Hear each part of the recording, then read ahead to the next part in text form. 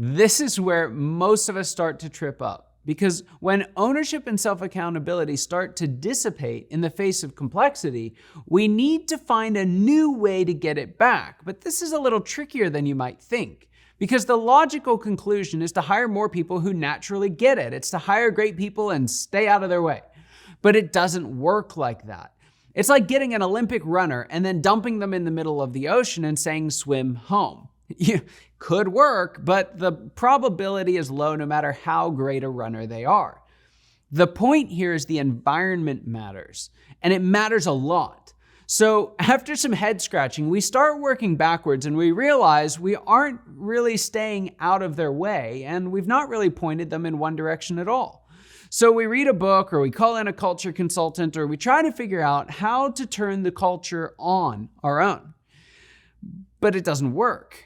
Trying to address culture without dealing with clarity first is like building a sandcastle by the sea at low tide. It looks great for the moment, but then the tide comes in.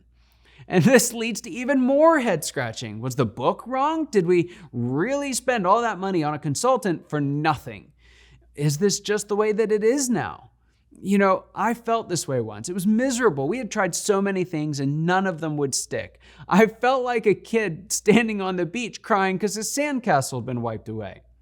We read and implemented everything we could by Collins, Lencioni, Wickman, Cotter, Cloud, Maxwell, Gerber. The list goes on, but for some reason, none of it worked. I felt more like a babysitter than a CEO. Our employee churn was at a historic high. I had a few leaders who had been with me for years, and I just couldn't tell if they weren't keeping up or if I was asking them to do something that was impossible. Our profit margins were falling every year. My entire team was working harder and harder, and it felt like we had nothing to show for it.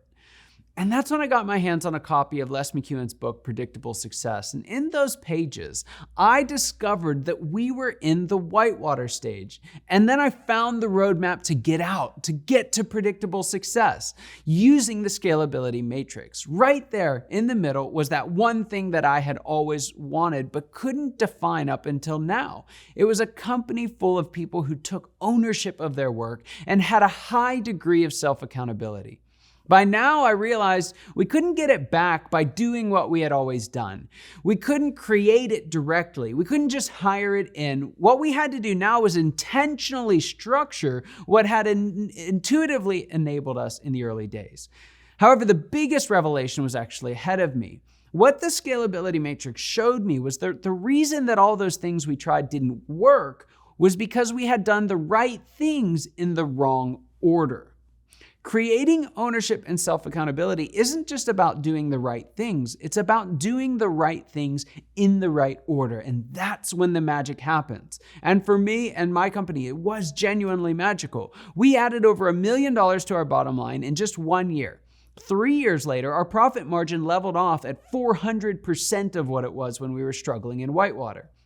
And it was all because we did the right things in the right order to create an environment for ownership and self-accountability to flourish. And our people got to work in a truly remarkable way. So how did we do it? More importantly, what steps can you take to drive your organization into predictable success and get the ownership and self-accountability in your organization to an all-time high? Well, that's what I'll show you in the next video.